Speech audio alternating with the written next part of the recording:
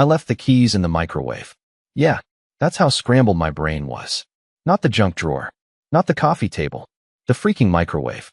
Because I had just spent the last 27 minutes pretending to make chili while replaying a voicemail I wasn't supposed to hear, over and over, on a burner phone I bought that morning at a gas station 3 towns over. You might think I'm crazy. But listen, when your wife's secret boyfriend accidentally calls you at 3:42 a.m., thinking you're her, that does something to a man. Especially when the first thing out of his mouth is, "So how'd he taste tonight?" I didn't even breathe for a full 10 seconds. My body went completely still, like a raccoon that hears footsteps but already has the sandwich in its mouth. I hung up, replayed it, 3 times, and each time, it got worse. He kept talking, like I was her, like they had done this before, like it was some kind of inside joke. He called me the roommate. He said it casually, the roommate. After 6 years of marriage, I was downgraded to a Wi-Fi sharer with a joint Netflix account. That's why the keys ended up in the microwave. Now, this wasn't some "I've had suspicions for months" situation. I didn't. Not even a little. I was the idiot who still brought her coffee in the shower. Still texted her dog memes when I knew she was in a meeting. Still believed her when she said her phone died in the Uber at 2:11 a.m. after a late event consultation. But it turns out, event consultation is the name of the bar they met at. She wasn't lying. She was just clever. After the voicemail, I did what any overly emotional, under-caffeinated, drama-prone man would do. I took a personal day, told my boss I had food poisoning, and created a fake identity named Victor. Victor had a Gmail, a burner phone, and a profile on the same event planning app she used. Within 4 hours, Jenna had matched with me. She didn't even recognize my face in the pixelated profile pic I used, which was just me with a fake mustache drawn in MS Paint. She flirted with Victor. Hard. Said she was trapped in something domestic and craved danger. Said Victor looked like trouble. I am lactose intolerant and pay for Spotify Premium. I am not trouble. But Victor? Victor was everything I wasn't. Dangerous. Mysterious. Unavailable. He rode motorcycles and didn't believe in banks. Victor was the kind of guy who probably owned a snake. And Jenna wanted him. By the end of the day, I had a dinner reservation booked under Victor's name at a downtown steakhouse. I even texted her the address. She replied within 30 seconds. "I'll wear the red one. Face blowing a kiss, he's working late, don't worry." She meant me. I was he. The invisible man. The plot device in her romance novel. That's when I knew this had to end. But not with screaming. Not with a scene. I was going to give her exactly what she wanted. Freedom. With style. So I printed divorce papers, highlighted the signature line in lavender Sharpie, and slid them into an envelope. Then I placed the envelope next to a single post-it note on the dining table. It said, "Let him know you'll be free next week. I'll handle the papers." The roommate. And when she walked in that night, heels clicking, perfume louder than her conscience, I simply nodded to the envelope. She read the note. She froze, eyes wide, and whispered, "Wait, what?" The weirdest part is, it could have all gone unnoticed if I hadn't had a craving for cheese fries at the worst possible moment. 3 days before the Victor dinner setup, before the envelope, before her "wait, what?" moment that's still echoing in my ears like a cursed ringtone. None of this was in motion yet. At that point, I was still clueless Caleb, aka the roommate, playing the role of dependable husband with no idea that my wife was auditioning for a life without me. So here's what happened. It was a boring Monday. Jenna said she had a meeting in Old Port with a client planning a winter wedding. She kissed me on the cheek with lip gloss that didn't used to taste like cinnamon, wore a black jumpsuit that made her look like she owned a yacht, and said she'd be home around 10. I said, "Text me when you're done." She smiled and said, "Of course." She didn't. Around 9:40 p.m., my stomach started doing that sad hollow thing it does when I skip dinner and try to convince myself that leftover almonds are a snack. I drove out to this 24-hour gas station on Elm just to grab some fries from the attached diner window. Didn't even brush my hair. Wore my hoodie inside out on accident. I looked like a raccoon with car keys. While I was waiting for my order, I saw something weird. There was a crumpled napkin on the sidewalk just outside the passenger door of this matte black Mazda in the parking lot. Written on it, in pink Sharpie, like the one Jenna keeps in her purse, was a phone number and a smiley face. A little heart next to the area code. I wouldn't have cared, honestly. I mean, people flirt. But the car? It looked familiar. Very familiar. The scuff on the rear bumper? Identical. The bumper sticker that said "Good Vibes Only" in that fake retro font Jenna once insisted was actually ironic? Identical. The stupid plastic daisy in the dash? Identical. It was her car. But Jenna was supposed to be miles away, at a fancy bar, planning centerpieces with a couple from New Jersey. I pulled into the spot 2 rows behind and waited. I don't know what I expected. I wasn't even thinking clearly. I had cheese fries in my lap and a pit forming in my stomach like wet cement. 14 minutes later, she walked out. From behind the gas station. Not the bar. Not the restaurant. The alley. And she wasn't alone. He looked smug. That's the only word I have. Like a man who thinks he's earned something he didn't pay for. Tall, silver chain, eyes that scanned the parking lot like he owned the place. She smiled at him in a way I hadn't seen in years. That crooked half-smirk she used to give me when we shared secrets in public. They hugged. She reached for his hand. He leaned in like he was about to kiss her, but she pulled back, glanced around quickly, and that's when she saw me. Not directly. She didn't realize it was me, just someone in a car. She grabbed her keys and practically shoved him back toward the alley. Got in her car and peeled out like she was escaping a crime scene. And maybe, in a way, she was. I didn't sleep that night. Not because of the fries, although they didn't help. I just couldn't make peace with what I saw. Not yet. So the next morning, I tested something. I said, "How was the wedding consult?" She blinked. Slight twitch in her left cheek. That's her tell. "Oh, it was fine," she said. "Ran late. The bride wanted to argue about napkin shades for 40 minutes. I swear, Caleb, people are insane." Then she kissed me, right there in the kitchen, with that same mouth that almost kissed someone else behind a gas station. That was the moment I stopped being the husband and started being the spy. I called the number on the napkin. No answer. But the voicemail? It said, "You've reached Jay. Leave your art after the tone." Art. Jenna's middle name is Arden. Her old username on Etsy used to be Artie J. Coincidence? Not anymore. So I created Victor. I didn't know what would happen, but I knew Jenna had already crossed a line, and I was going to find out how far she'd gone. There's something devastating about watching someone lie to you while wearing your hoodie. It happened the next morning.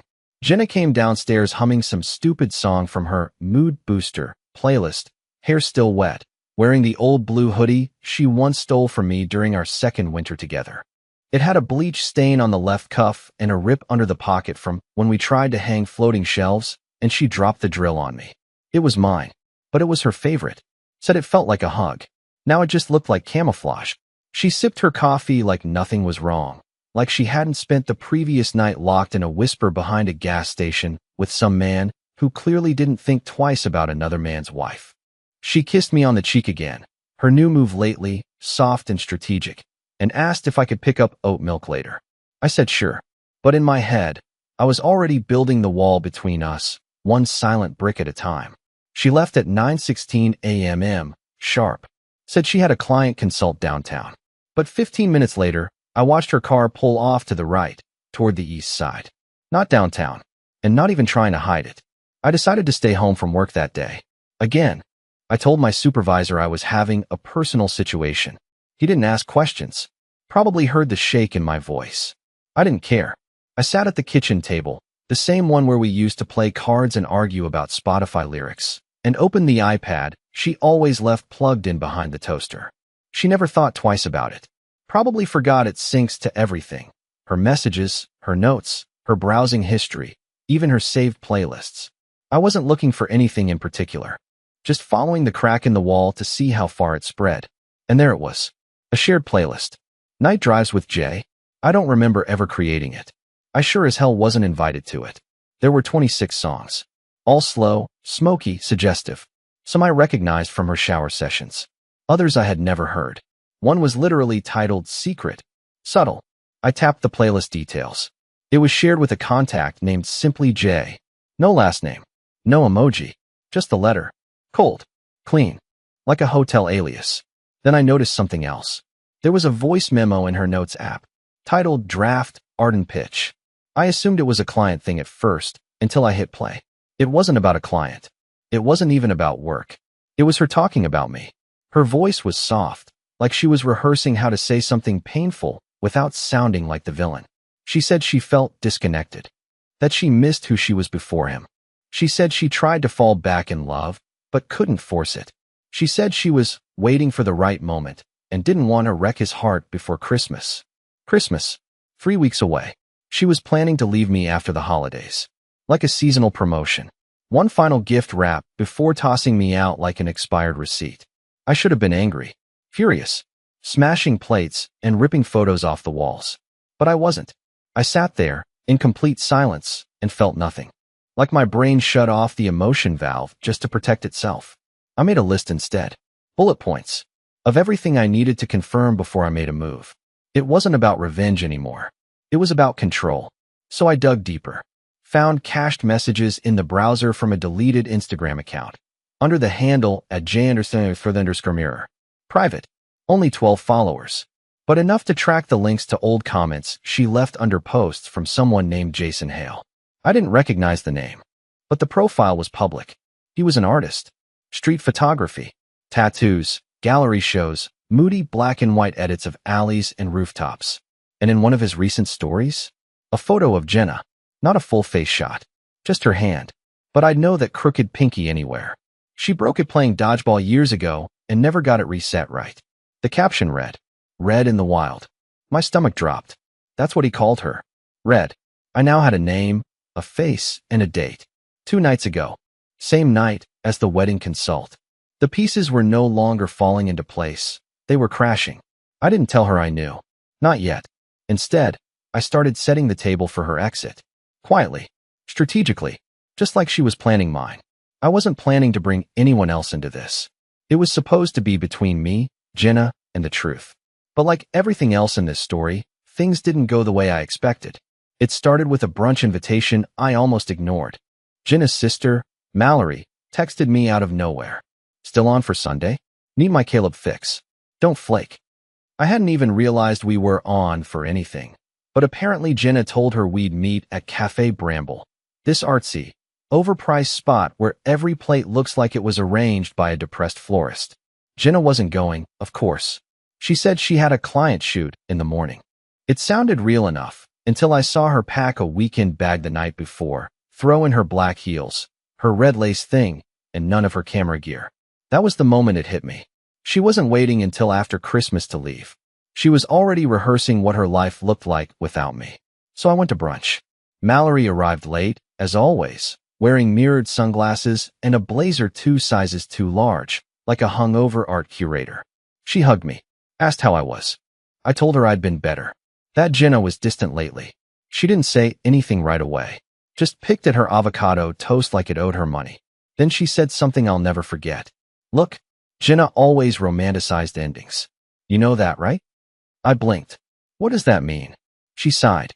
"She likes chapters. Clean breaks. I think she already knows where this is going." I tried to keep my face neutral. Try not to let my hands shake. "Did she tell you something?" Mallory avoided eye contact.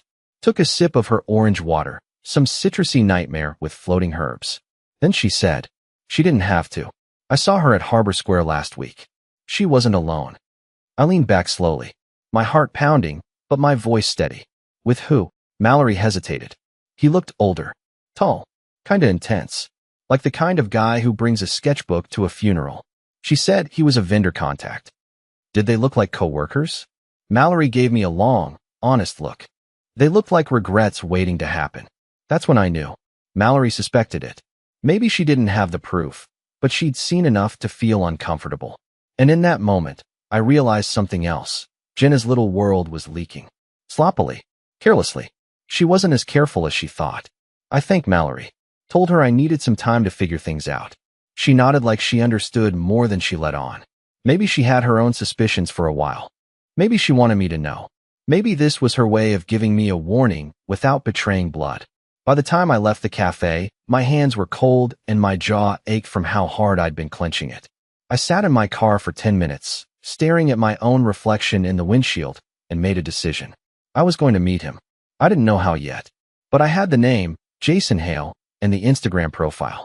I spent the next few hours digging. Turns out, he had an exhibit scheduled at a local gallery that upcoming Friday. Public opening. Wine. Tiny cheeses. The whole pretentious parade.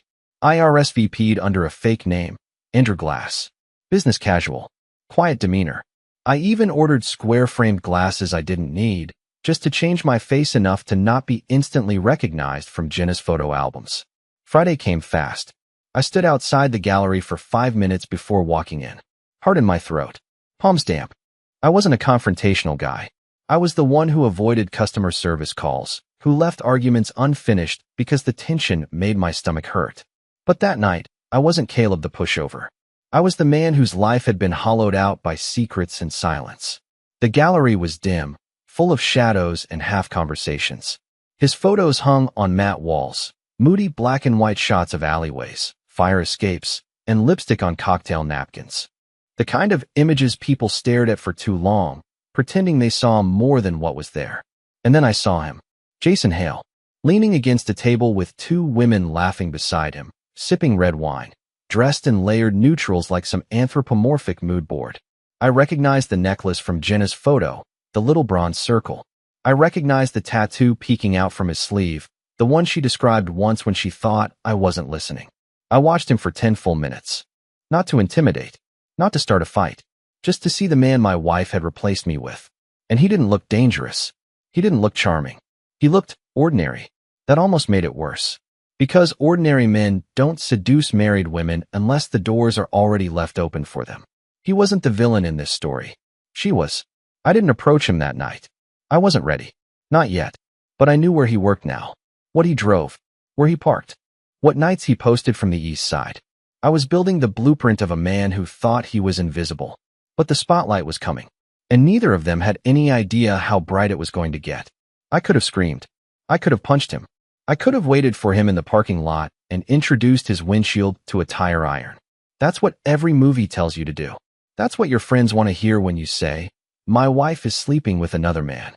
But that kind of anger burns out fast, and what you're left with is a smoking crater of consequences and nothing to show for it. I didn't want blood. I wanted clarity. So I made him a cup of coffee. Well, I bought him one. 3 days after the gallery opening, I went to the cafe near the artist co-op where Jason worked. He wasn't hard to track. Every other photo on his Instagram was geotagged within a 4-block radius. He liked early mornings, oat milk lattes, and using the word liminal unironically. A man of patterns, just like the rest of us. I waited in line behind him at Grain and Vine on Wednesday morning. He ordered a drink with too many syllables and tipped $1 like he was planting a tree. When he turned to leave, I stepped forward, caught his eye, and smiled. Jason Hale. He looked confused for a beat, trying to place me. Yeah. I extended the coffee I'd just bought. This one's for you. He didn't take it immediately, just squinted. Do I know you? No, but you know my wife. That did it. His shoulders locked. His mouth opened, but nothing came out. I didn't raise my voice. I didn't look angry. I just held out the coffee like we were 2 co-workers about to talk numbers. Let's sit.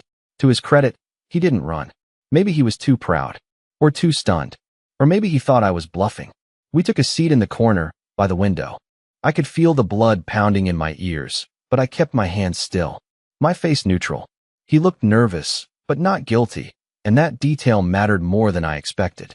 You don't have to say anything, I said. I'm not here to make a scene. He leaned back slowly. Okay, then why are you here? I just wanted to see the man my wife whispers about behind locked screens. The one she keeps out of every photo and deletes every message about. The one who posts her hand in your story like it's a scavenger hunt. His jaw twitched. I didn't know she was married when we met. I believed him. He said it too fast not to be true. She didn't tell you? He shook his head. Not at first. I figured it out 2 weeks in. She said it was complicated. That you were separated. That you were controlling. Controlling. That word hit like ice water. Jenna had rewritten the narrative. She hadn't just hidden me. She had edited me into a villain. And in that story, he was the savior. The gentle escape. The man with coffee and candles, not questions and bills. And you believed her? I asked. He didn't answer. I gave a hollow laugh. You know, she told me you were just a vendor. That you were helping her with event lighting for a high-profile client. I'm not even in event production, he muttered. I know. We sat in silence for a moment. The buzz of espresso machines and clinking cups filling the air like static. He looked smaller in person. Not physically, but in presence. The man who invaded my life looked like someone who barely knew what door he'd walked through. I'm not going to threaten you, I said finally. I don't have it in me. But I wanted you to know that I see you. That this wasn't a clean secret. That you're not just some fantasy character she pulled from the fog. You're a real person. And so am I. He looked down at his untouched coffee. What do you want me to do? Nothing, I said. You already did what I needed. You told me the version of the story she gave you. Now I get to decide what to do with the truth. He nodded, slowly, and I stood to leave. Oh, I added. And for what it's worth, she's not planning to leave me. She's planning to be both people. She's not choosing you. She's keeping you in her pocket until it's convenient to pretend you were a mistake. I walked out before he could respond. It wasn't a victory. It wasn't revenge. But it was a fracture, and that was enough. Because now Jenna's story had holes. And when people like her start scrambling to patch the lies, they get careless. That's when they slip. Later that night, she came home earlier than expected. Hair curled, eyes bright, acting like a woman who hadn't made any wrong turns. She handed me a bottle of wine I didn't ask for and said, "Felt like you could use a pick-me-up. Long week, huh?"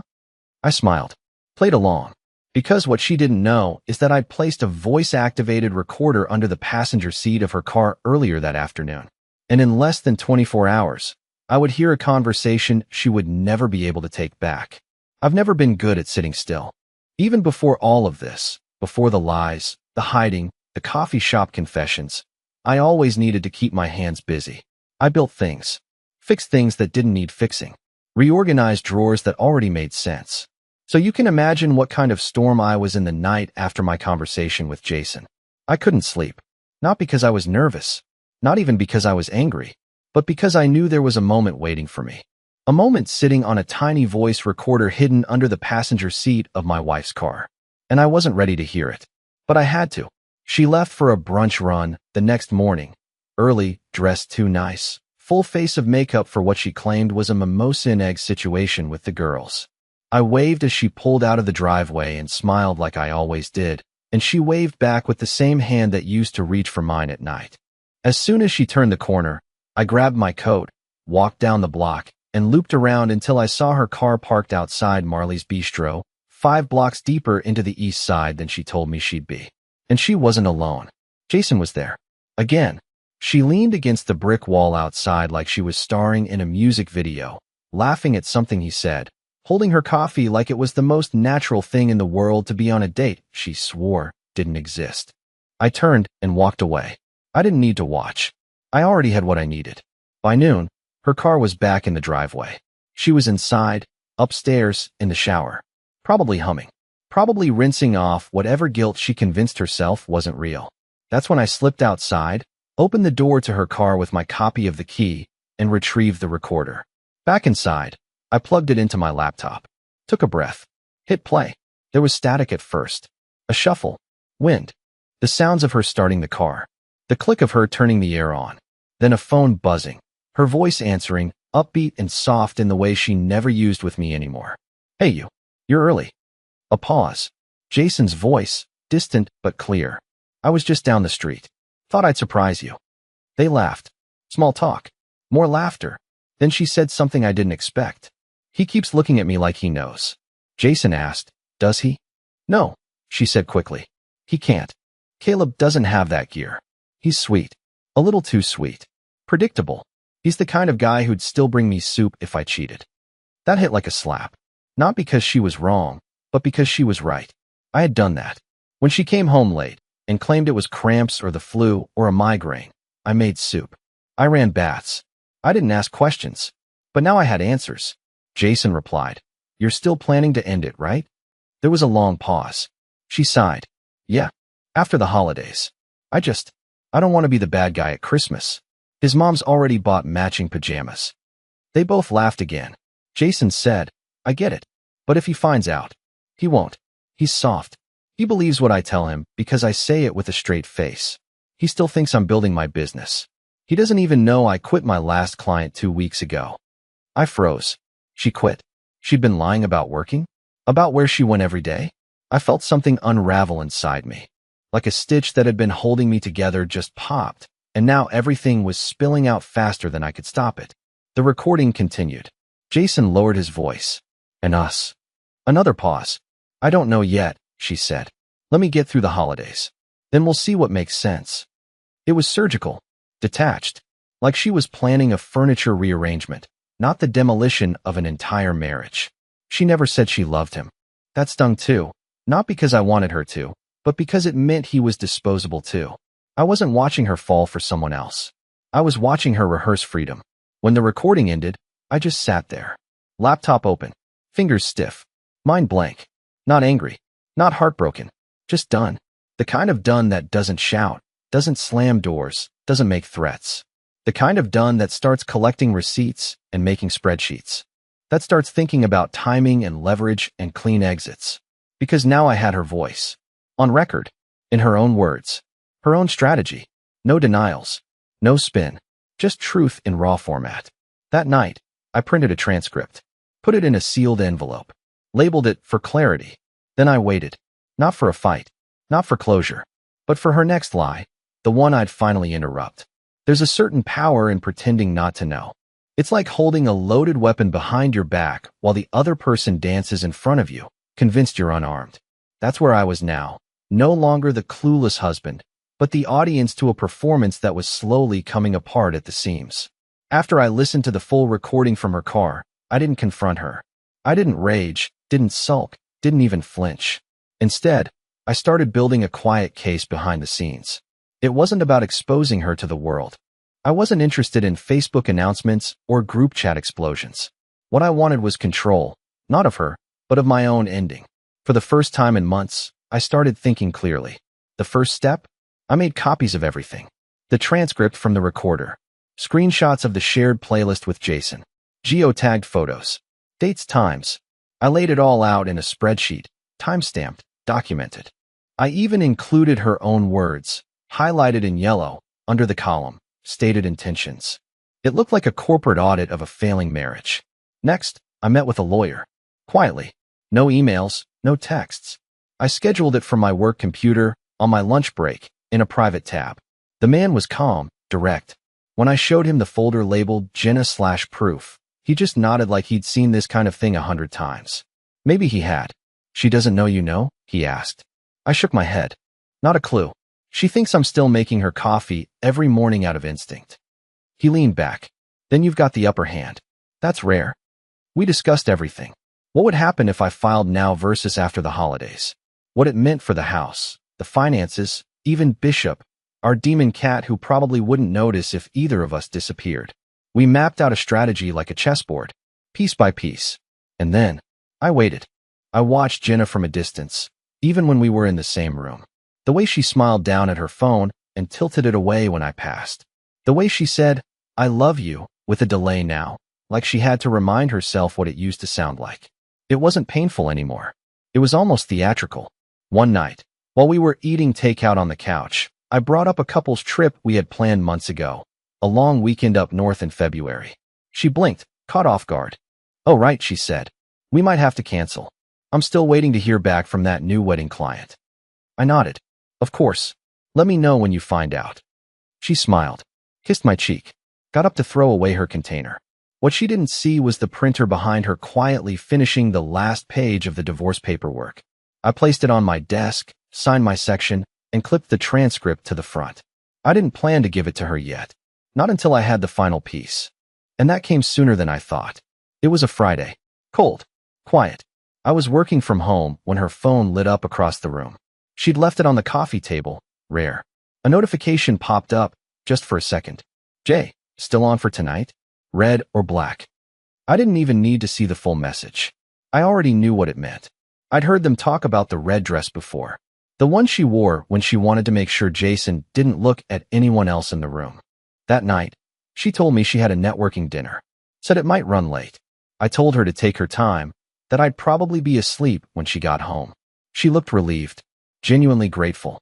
That stung more than it should have. When she left, I waited 10 minutes. Then I changed. Button down, jacket, neutral scarf. The kind of outfit you wear when you want to blend in at a semi-formal bar. And I followed her. Quietly, carefully, far enough not to be seen, close enough not to lose her. She went to a place called the Velvet Oak, a sleek little lounge with dim lighting, $16 cocktails, and enough mirrors to make anyone feel watched. I parked across the street and waited. From where I sat, I could see her through the window. She met him at a table near the back. Jason. They kissed. She laughed. He touched her arm the way I used to when we were still new. She looked alive, energized, like she'd been plugged into something electric and wild. And all I could think was, this version of her was never mine. I didn't go inside. I didn't need to. Instead, I sent her a text. Hey babe, just checking in. Hope the dinner's going well. I watched her look down at her phone. Watched her type back. Hey you Blackheart, it's great. Just finished appetizers. Heading home soon. She was in the middle of a lie and didn't even blink. That was it. That was the last lie I needed. When she came home later, 3 hours later, smelling like perfume and laughter and someone else's hands, I was already in bed. I didn't say a word. She changed quietly, crawled in next to me, and sighed like life was beautiful. And the next morning, when she walked downstairs in my hoodie again, the divorce envelope was waiting on the counter. A single note on top. Let him know you'll be free next week. I'll handle the papers. When she read it, her face drained. Her hand trembled. She looked up at me across the room with wide, terrified eyes. Wait, what? I didn't answer. Because the truth doesn't need an explanation. Not when it's printed, signed, and sealed. She didn't cry right away. When Jenna read the note, really read it, she just stood there frozen, like someone had hit pause on her entire operating system. Her eyes scanned the envelope once, then again, like maybe the words would rearrange themselves if she stared long enough. They didn't.